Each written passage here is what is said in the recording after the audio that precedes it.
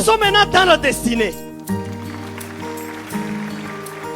Si vous êtes trop pressé dans la destinée, Je t'informe encore au nom de Jésus.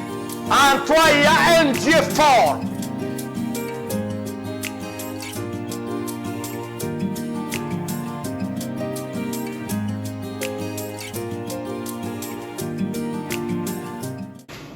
Bonjour bien-aimés. Bonjour bien-aimés, soyez les bienvenus encore pour notre mission de propager la parole certains week-ends. Cordial bienvenue à tous. Je vous demande de vous abonner à la chaîne. Et si vous envoyez la prédication à quelqu'un ou à quelqu'une, il faut demander à celui-là, à celle-là de s'abonner comme membre, comme un abonné de notre chaîne de prédication. Ici, il n'y a pas d'offrande qu'on demande. On ne fait rien sauf encourager les gens, prier pour les gens, pour le temps que Dieu nous donne, certains week-ends, certains samedis. Nous allons prier pour commencer. Seigneur Jésus, je t'invite encore dans la propagation de ce message de ces jours. Sois béni, ô Père éternel, ta puissance et ta miséricorde, ta force. C'est toi la parole, Seigneur. Tu t'es incarné dans ce monde. Et quand nous parlons de toi, Seigneur, tu es vivant dans ta parole pour aider les gens qui écoutent à trouver le salut en ton nom, Seigneur, à trouver des solutions à maintes problèmes qu'ils ont dans la vie, à trouver la paix qui est un don qui vient du ciel. Qu'il soit béni ce soir, cet après-midi au nom de Jésus-Christ, ou ce matin, qu'il soit béni. Amen.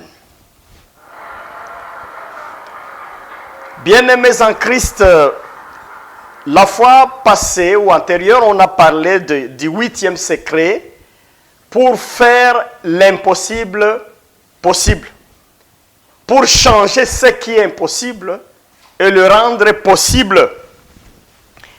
Et là, qu'est-ce que je disais la fois passée? Il faut réaliser un miracle. Si tu réalises un miracle, cela amène la gloire de Dieu. Écoutez, j'ai exploité toujours le même texte là, le texte de Matthieu 14, verset 20 et suivant, quand les disciples traversent et puis sont battus par les vagues, et Pierre qui va marcher sur les eaux. Je suis toujours dans ce contexte-là. Une grande richesse dans ce texte. Eh bien, quand ils ont vu comment Jésus a sauvé Pierre d'une noyade, quand ils ont vu comment Jésus a stoppé la tempête, ils ont dit quoi? Réellement, tu es enfant de Dieu. Réellement, tu es fils de Dieu. Mais comment les gens qui sont avec Jésus tous les jours? C'est Jésus qui les a appelés, il les a regroupés, il les organise, il les enseigne. Ils savent que Jésus, c'est l'enfant de Dieu, c'est le fils de Dieu sur la terre. Il l'appelle maître. Il l'appelle Seigneur. Mais à cause de ces miracles que Jésus a réalisé, ils ont réaffirmé encore leur foi. Ils ont dit, réellement, c'est toi le Fils de Dieu. Tu es réellement le Fils de Dieu. Gloire à Dieu. Qu'est-ce que j'ai dit la fois passée à toi, ma soeur, à mon frère? Je te dis ceci. Les jours où tu vas réaliser un miracle, tu changes une situation qui était impossible et tu la rends possible, ces jours-là, les gens qui te connaissent vont réaffirmer encore. Ils vont croire en votre Dieu, en ton Dieu. Ils vont dire que réellement tu es un enfant de Dieu. Des fois, les gens ne savent pas que nous sommes enfants de Dieu. On est habitués l'un l'autre à blaguer, à rencontrer, à vivre ensemble, à partager. Et des fois, les gens ignorent l'identité de chacun. Mais le statut que nous avons, nous, enfants de Dieu, dans ce monde, Ce statut, même s'il est méconnu de plusieurs personnes, mais je vais rassurer que le statut est que nous sommes enfants de Dieu. Nous sommes les héritiers de Dieu. Nous sommes des sacrificateurs de son royaume sur la terre. Quelle grâce que nous avons reçue du Seigneur. Christ nous a justifiés devant le Père. Nous étions pécheurs tous, condamnés à la mort, condamnés à la perdition, condamnés au blocage éternel. Mais l'œuvre de Jésus à Golgotha, sa mort et sa résurrection, il a justifié nos fautes. Il a justifié nos condamnations. Il a justifié tout ce qu'on avait de négatif. Pour que Dieu puisse nous trouver comme les enfants dignes du royaume céleste. Nous sommes dans ce monde, mais nous ne sommes pas de ce monde. Nous avons nos corps, mais c'est lui qui dirige nos corps. Il dirige nos esprits et nos âmes sur la terre. Ce n'est pas nous qui vivons, mais c'est lui qui vit en nous. Regardez tout ce que Jésus a fait pour nous donner la dignité d'apparaître comme les enfants de Dieu sur cette terre. Quel statut de privilège! Grâce sociale et spirituelle élevée. Et tout ça nous méritons de Dieu. Nous sommes enfants de Dieu.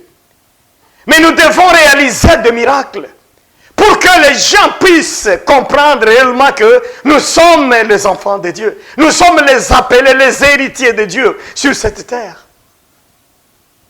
Quand Jésus fait ça, on répète, réellement tu es enfant de Dieu. Quand tu vas le faire aussi, les gens vont dire, réellement tu es une fille de Dieu. Tu es un enfant de Dieu, mon frère, ma soeur. Ne font pas mourir sans faire des miracles. Tu vas me poser des questions, quel miracle nous allons faire? Le miracle, c'est changer ta situation de vie dans laquelle tu es. C'est ça le miracle que tu dois réussir. Ce n'est pas Dieu qui viendra changer ta situation. C'est toi qui changes la situation en Dieu dans ce monde. Tu vas exploiter les outils spirituels mis à ta disposition pour changer ta vie, améliorer ta vie, faire de la terre, du monde, un endroit agréable et paisible à vivre. Ça, c'est un effort spirituel de ta part. Quand tu vas réaliser ça, sans doute les gens vont dire, réellement tu es un enfant de Dieu. Réellement tu es une fille de Dieu. Réellement tu es un fils de Dieu. Gloire à Dieu. Oh, alléluia. Touchons maintenant le 9e secret, puisqu'on évolue. Pour arriver à réaliser l'impossible, ce que les gens pensent être impossible, ce que les gens jugent impossible, ce que les gens savent que ce n'est pas possible. La science sait que cela n'est pas faisable. L'intelligence humaine sait que ce n'est pas facile, ce n'est pas possible de faire ça. Pour arriver à réaliser ça, écoutez, il faut savoir un secret aujourd'hui. Le monde invisible affecte toujours le monde visible. Le monde invisible affecte toujours le monde visible. Le monde invisible, le monde spirituel, est derrière le monde matériel. Et rien ne se fait dans le monde matériel qui ne vient pas du monde invisible, du monde spirituel. Quel secret! À un moment, je ne croyais pas qu'il y a des connexions entre le monde invisible et le monde visible. Je ne savais pas. Je ne croyais pas même ça. J'avais juste une orientation scientifique des choses. Je me dis, c'est A, B, C, c'est tout. 1 plus 1, c'est 2. Ce n'est que tard, j'ai réalisé même dans ma foi que tout ce que nous sommes en train de vivre dans ce monde, tous les problèmes matériels qui entourent l'homme, ces problèmes ont comme origine le monde invisible. Ça, croire ou pas, mon frère, croire ou pas ça, ma soeur, tout ce que nous vivons comme problème dans ce monde, ça a l'origine le monde invisible. le jour où tu vas découvrir ce secret-là, ces jours-là, tu auras même des outils spirituels pour résoudre les problèmes spirituellement avant de les résoudre matériellement. Si c'est la mort, on ne meurt pas par accident. Si c'est la maladie, on ne tombe pas malade par accident. Il y a des causes derrière ça. Derrière le rideau, il y a quelque chose qui se prépare et qui cause la maladie, qui cause le chômage, qui cause la stérilité, qui cause le célibat, qui cause le manque de ceci, de cela, qui cause la mort, qui cause les accidents. Il y a un esprit derrière le rideau qui est en train d'occasionner tout ça. C'est ce que j'ai dit. Réaliser des miracles, c'est être capable de discerner et savoir qu'il y a toujours une force dans le monde invisible qui est en train de bousculer le monde visible, qui est en train d'affecter, de se réaliser. Je vais revenir dans ma Bible. Et ici, je suis toujours en Matthieu 14. Voyons le verset 24. Pendant ce temps, à plusieurs centaines de mètres au large, la barque luttait péniblement contre les vagues, car le vent était contraire. Je vais ramener votre attention ici, s'il vous plaît. Dans le texte ici, dans le verset 24, Matthieu 14, verset 24, on nous montre des choses. Pendant ce temps-là, à plusieurs centaines de mètres au large, la barque luttait péniblement contre les vagues. Les vagues. Des fois, on parle des tourbillons, mais c'est les vagues, les flots. Les flots, ça luttait. La barque luttait contre les flots, contre les vagues. Mais le texte nous dit, car le vent allait à l'inverse. On nous donne deux choses, les vagues et le vent. Mais qui peut voir le vent? On ne peut pas voir le vent. Mais on peut voir le vague. Le vague, on peut voir, mais pas le vent. C'est-à-dire, c'est le vent qui est derrière les vagues. C'est le vent qui est derrière les tourbillons. C'est le vent qui est derrière les flots. L'homme est limité juste à voir les vagues, mais il ne peut pas voir le vent, il ne peut pas toucher le vent, il ne peut pas non plus voir le vent. Le vent est invisible. C'est comme ça que les disciples ont compris. Ils voyaient les vagues, mais derrière les vagues, c'est le vent qui cause les vagues. Donc les vagues, c'est la conséquence du vent. C'est comme ça que les vagues de ta vie sont des conséquences du monde invisible. Ton cas là spécial qui te fait souffrir comme ça a des causes dans le monde invisible. Ce qui se passe derrière les rideaux, c'est le monde invisible, mais maintenant ça a occasionné ton problème. Ça occasionne ta souffrance. Ça occasionne tes soucis, ton humiliation. Il n'y a rien dans ce monde qui puisse être libre comme ça ou arbitraire. Il y a toujours quelque chose derrière. Alléluia. Les jours où tu vas comprendre. J'ai trouvé des jeunes gens, même dans la foi, même dans le domaine des sciences, et qui ne comprennent pas encore ça. Ils pensent qu'ils peuvent expliquer chaque chose. Non, tu ne peux pas expliquer chaque chose. Il y a des choses que tu ne peux pas expliquer, et pour les expliquer, tu dois entrer dans le spirituel.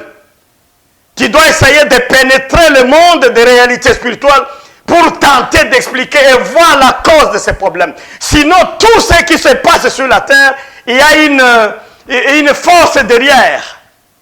Il y a quelque chose derrière. C'est dans le monde spirituel que tout ce qui existe, tout ce qui fait souffrir l'homme, tire l'origine. C'est dans le monde spirituel.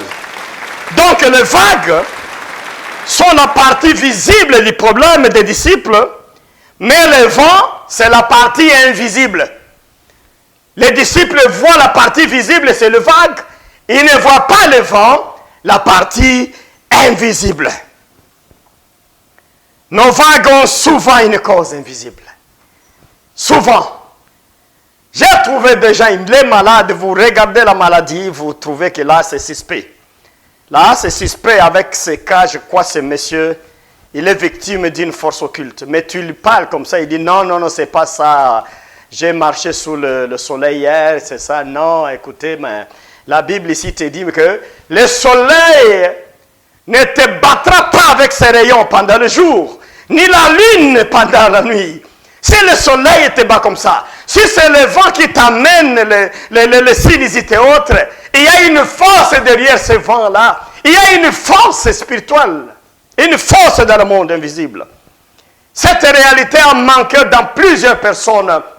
Des gens qui vont à l'église et qui ont la foi en Christ, mais qui n'acceptent pas qu'il y a une force derrière leurs problèmes. Si tu n'es pas conscient de la force derrière ton problème, tu n'auras jamais de réponse à ton problème. Et les gens que tu demandes qui t'aident avec la prière, c'est des gens qui entrent dans le spirituel pour essayer de résoudre ton problème matériel. Il n'y a pas de solution de beaucoup de problèmes, sauf il faut entrer dans le monde, pénétrer le monde spirituel et prendre des matières et des outils capables de battre et on aura des solutions dans le monde matériel. Gloire à Dieu. Écoutez, la science a accepté une chose. Dans la science, il n'y a pas de feu sans cause.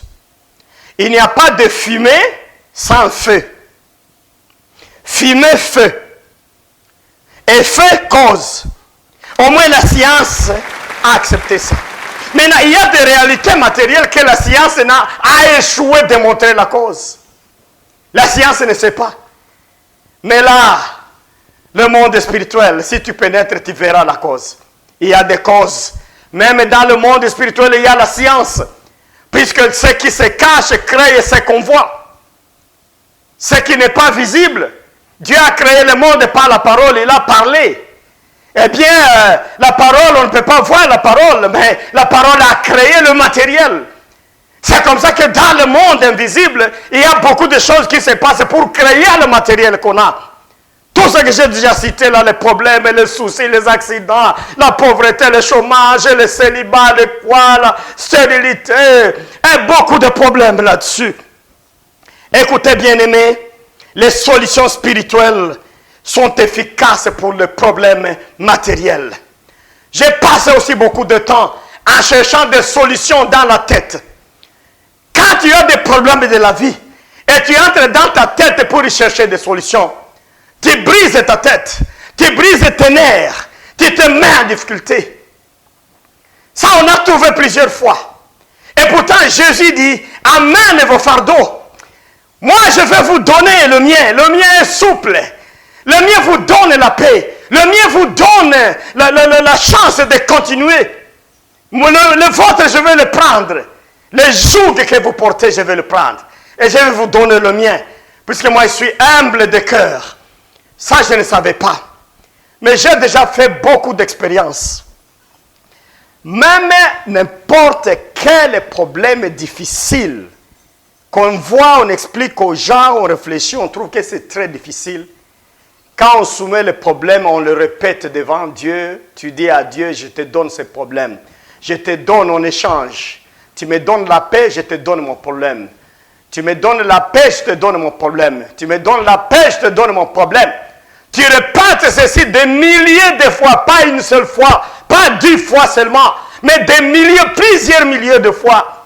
Tu vas voir comme si quelqu'un a pris ton problème, il le porte. Jésus veut porter ton problème. Jésus veut porter ta stérilité. Jésus veut porter ton célibat. Jésus veut porter ta vie difficile. Il veut porter ta pauvreté. Il veut porter ta honte et ton humiliation. Il veut porter ta maladie. L'essentiel est d'exposer cette maladie à lui. Quand tu exposes la maladie, tu exposes le problème, lui il va le prendre. Et puis il va te donner le repos. Il va te faire la paix du cœur. Gloire à Dieu. Écoutez. Arrêtez maintenant de porter vos fardeaux sur la tête. On est fatigué. À 30 ans déjà, on est fatigué par des problèmes de la vie. À 40 ans, on est épuisé. À 50 ans, on est épuisé. À 60 ans, on est épuisé par des problèmes de la vie. Mais tous ces problèmes-là, il faut le remettre à Jésus. Il faut le remettre, donner ça à Dieu. Lui-même dit ça, Matthieu 11, il dit, amène tous vos problèmes. Amène tous vos problèmes. Déchargez-vous chez moi. Déchargez-vous de vos problèmes, de vos soucis chez moi. Et moi, je vous donnerai du repos. Puisque je suis humble. Je suis simple et humble du cœur. Je vous ferai du repos. Le Seigneur veut te faire du repos. Mais je vais te montrer comment tu as des problèmes. Écoutez d'abord, comprenez ça et notez dans ton cœur. Les solutions spirituelles sont efficaces pour tout le problème matériel.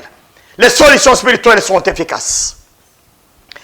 En fait, si tu dépends de Dieu, il a deux modèles d'agir. Si tu as un problème difficile, soit il te révèle, il te donne la sagesse, et là il te montre la solution à côté de toi, et tu vas toucher, là tu trouves la solution.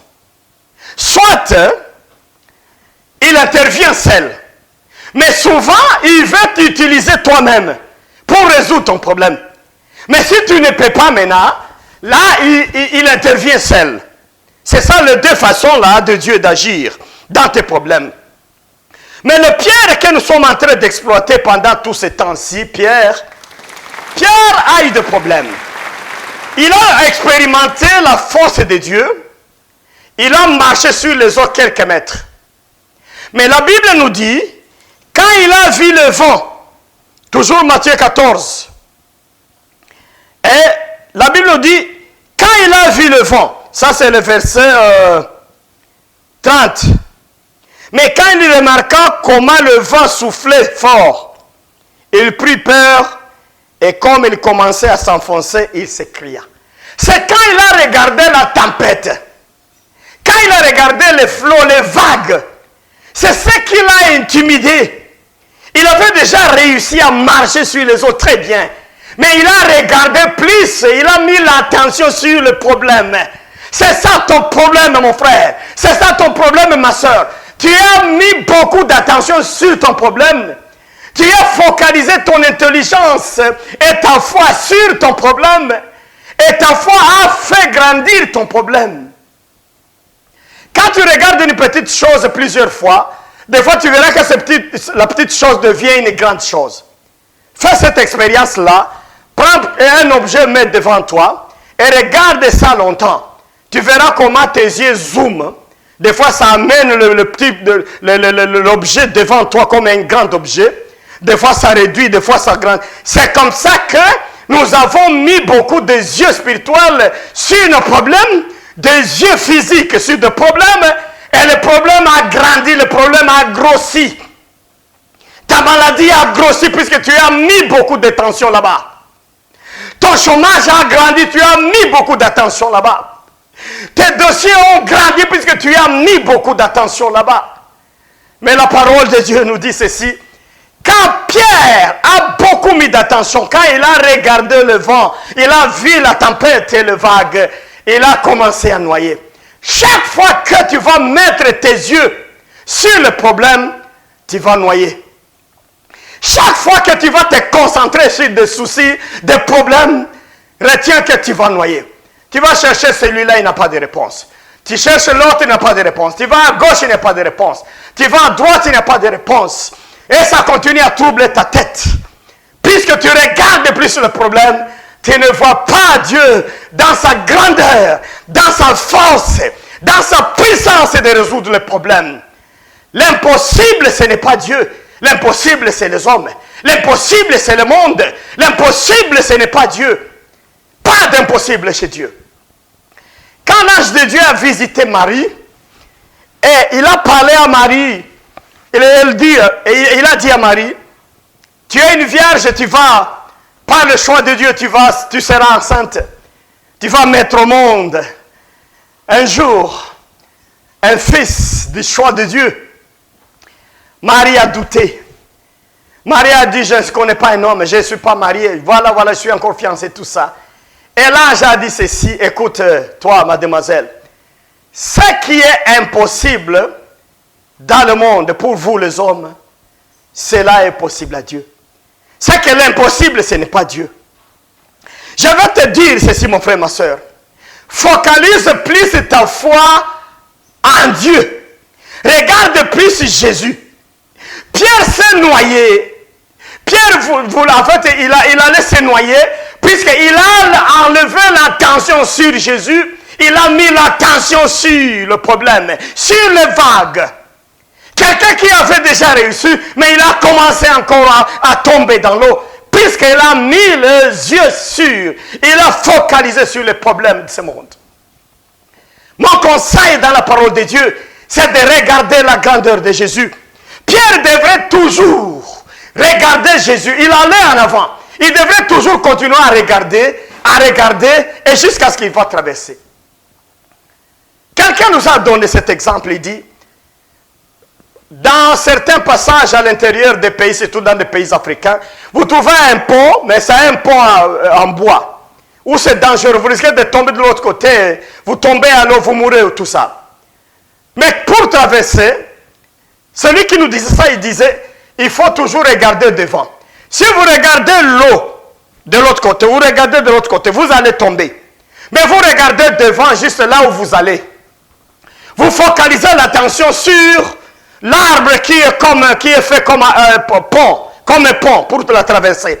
Il faut regarder toujours là et le devant comme ça, l'arbre et le devant, l'arbre et le devant, l'arbre et le devant. C'est comme ça qu'il faut mettre les yeux focalisés sur notre Seigneur Jésus. N'importe la grandeur du problème, nous allons sortir vainqueurs si nous mettons les yeux fixés sur Jésus. Sans beaucoup de dérangements, sans beaucoup de jeux, nous regardons devant les yeux fixés sur Jésus. Nous serons vainqueurs. Tu seras vainqueur de ton problème. Tu seras vainqueur du problème qui t'entoure aujourd'hui. Mettez tes yeux dans le Seigneur Jésus. Focalise tes yeux sur lui. Ta foi doit être concentrée sur lui. Toujours la Bible nous dit, quand nous lisons en Jean, 1 Jean 4, 4, le premier, disons, la première épître de Jean 4, et verset 4, la Bible nous dit ceci. La Bible nous dit que vous, mes enfants, vous appartenez à Dieu et vous avez la victoire, car celui qui est en vous est plus puissant que celui qui est dans ce monde. Celui qui est en vous est plus puissant que celui qui est dans ce monde. Alléluia. Celui qui est en moi, il est plus puissant que celui qui est dans ce monde. Que ceux qui m'entourent, que mes ennemis, que des problèmes, des tentations, des preuves. Celui qui est en moi est plus puissant que celui qui est dans ce monde. Quelle parole de consolation que Dieu nous donne. Celui qui est en toi, ma soeur, il est plus puissant que celui qui est dans ce monde.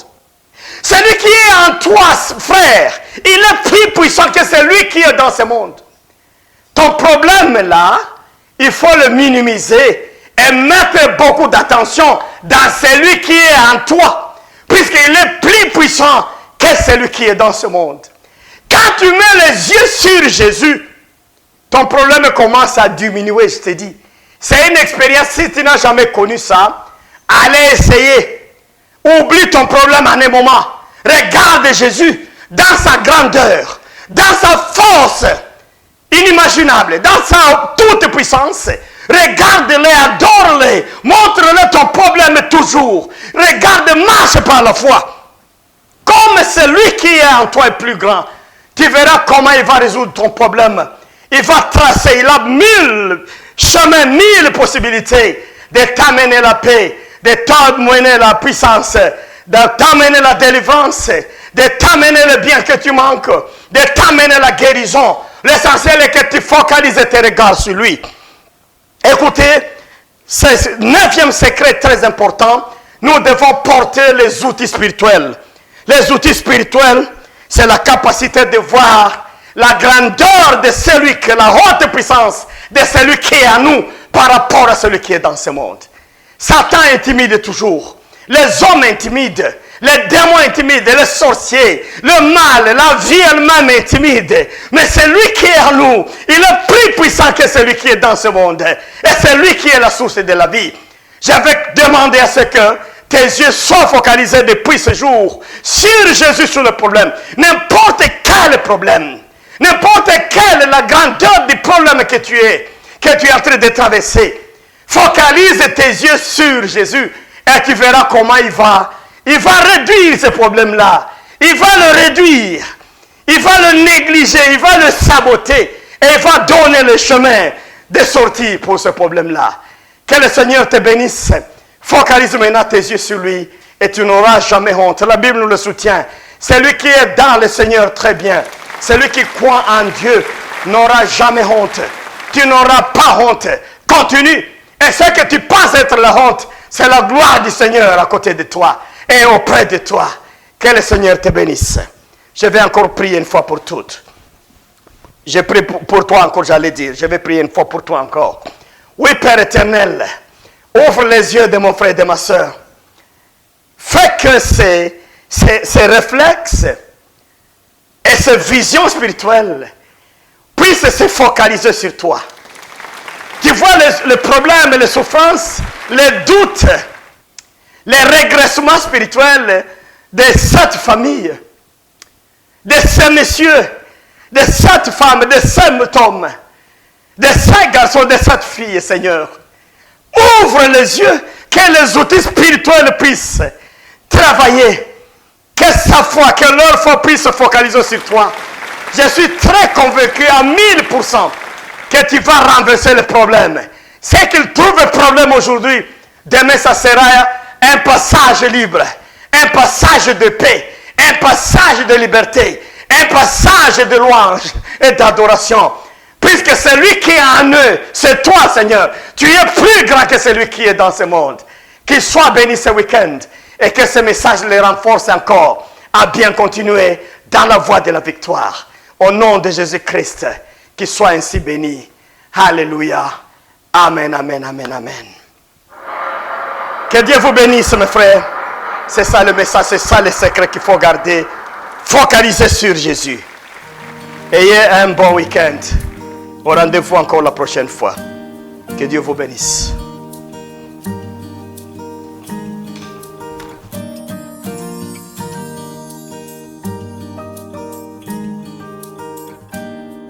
Nous sommes maintenant dans la destinée. Si vous êtes trop pressé dans la destinée, Je t'informe encore au nom de Jésus. En toi, il y a un Dieu fort.